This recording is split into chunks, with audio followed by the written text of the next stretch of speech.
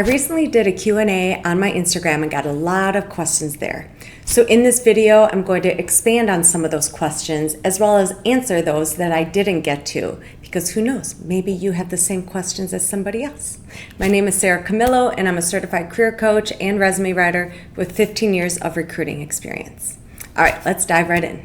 Question number 1, is it okay to use AI tools for resumes and cover letters, or will recruiters know? I'm getting this question more and more these days. So it's fine to use AI strategically for brainstorming, for helping you with one of those bullets, for formatting ideas, things like that. But recruiters have caught on. So don't let the AI tool write the entire resume for you or write your entire cover letter for you, because then you will sound generic and like every other candidate out there. You always want to interject your own authentic voice, your own ideas, your own communication style, and your own achievements.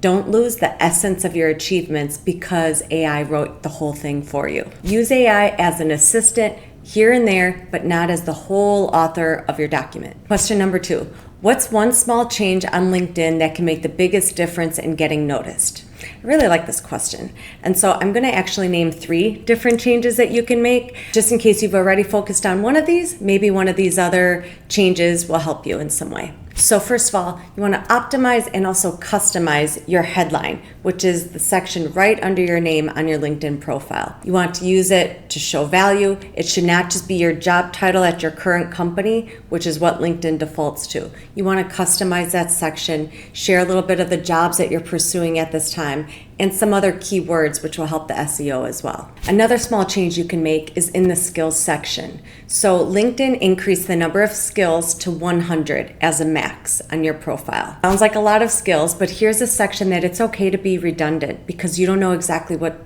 the keywords that recruiters are searching for when they're searching for candidates. Now, another change you can make is posting. Post weekly. To some people, that may not sound very small. It may sound like a big deal.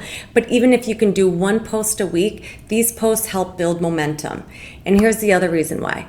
This is a big change that happened this year as well. So when recruiters are doing a search for candidates, they used to just see your name, your headline, your location, and that was about it. Now they're actually seeing the last 3 posts that you've made. So it gives them a chance to get to know you outside of just your profile, outside of just your professional experience. Gets to know a little bit more about your personality, your communication style, your expertise, because remember, every company wants to build their brand visibility on social media, including LinkedIn. So make sure you're sharing some posts from your company and you're sharing your industry expertise, because that helps build your brand and the company's brand as well. Number 3, do recruiters actually read cover letters anymore? So fewer recruiters are actually reading the full cover letters these days. If anything, they skim them. Or they often read your resume first. If you've applied to a job, then they go to your LinkedIn profile to get to know you a little bit more, and then maybe they read your cover letter. But in most industries, a lot of cover letters aren't even being read. So you definitely want to keep it short. If an application asks for a cover letter, go ahead and submit one. Keep it short, keep it all on 1 page, definitely. And then include some accomplishments from your career that are already in your resume, just in case it doesn't get opened.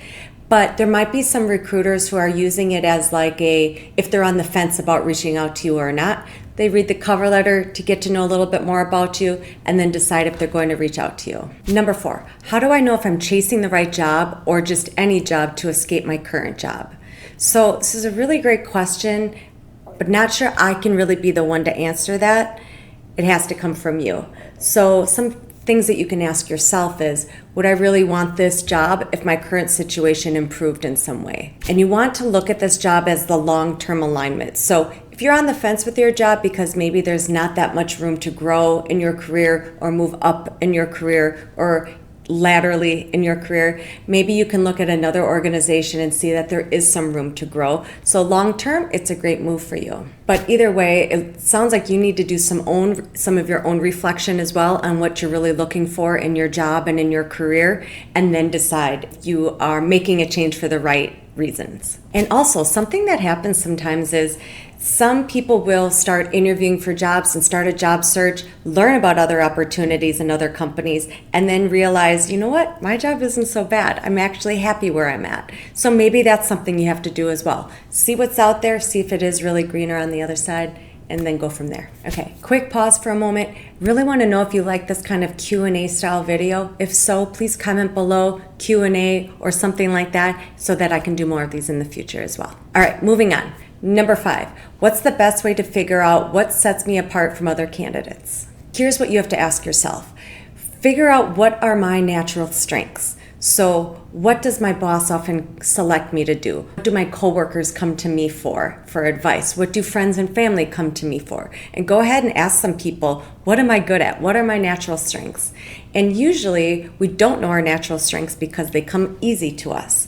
So you think they come easy to everybody else, but they don't. So you can even think about some other moments or problems or challenges or even tasks that worked.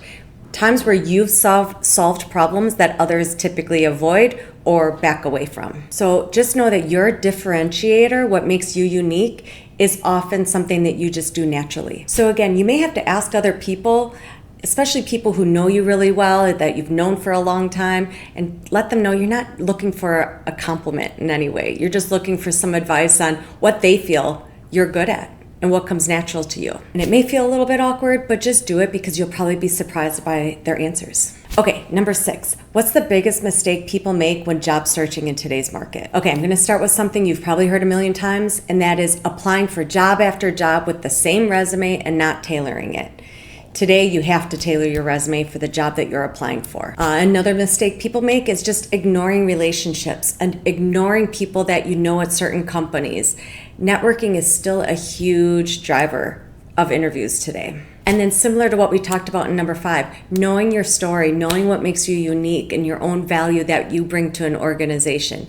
Those natural strengths are going to be part of your unique story that help you get the job and help you stand out in an interview process. So think of it this way. Your resume gets you seen, but your story gets you hired. Question number 7. What do I do if I blank on an interview question? So we've all been there, right? I kind of just blinked right there. That's what you feel like, that's what you look like, where you just kind of go like, I've got nothing in my mind, right? So what you can do is this, is perhaps the question was kind of asked oddly. So you can ask the interviewer to repeat the question or clarify what they're looking for. Or pause, take a deep breath, and just reframe your mind and say, okay, that's a great question. Just give me a second to think about that. And then take a moment. It's absolutely okay to do that in an interview. I know some people have said that they've asked the interviewer to say, can we come back to that question? So if you feel like you'd be comfortable doing that, that's another approach you can take. So you want to be confident throughout. And sometimes confidence isn't having every single answer, but it is about staying composed and polished throughout. So feel it out, do what's best for you. Number 8, is it okay to bring notes to an interview? The short answer, yes, absolutely. Especially in video interviews, definitely have your notes in front of you. Use those cheat sheets, whatever works for you, because nerves are going to get in the way, so you don't want to freeze, like we talked about in the last question. It's okay to refer to your notes as well. And then on-site interviews, your notes are fine too. Go ahead and refer to them and just say, I just want to make sure I share the right number, or I share the right data, or the right amount, or giving you the right facts of my story. If you have your notes, just bring a couple bullet points, not scripts. You don't want to sit and open your notes and then read them. It should just be a few bullet points to help you remember what you want to share. I actually get asked this question a lot, and just know that it just shows you that you're being prepared. It's not a sign of weakness or that you're not ready for this interview. It shows that you're prepared and you've thought ahead. You're being proactive with some of the questions they might ask you. All right, so that was the end of part 1. Come back for part 2. We'll have even more questions that I got on my Instagram Q&A. Don't forget to follow me on Instagram if you haven't already. So if you like this video, again, comment below, Q&A, something like that to let me know that you like this kind of style and format of a video, and I can always do more in the future. All right, I'll see you in the next one.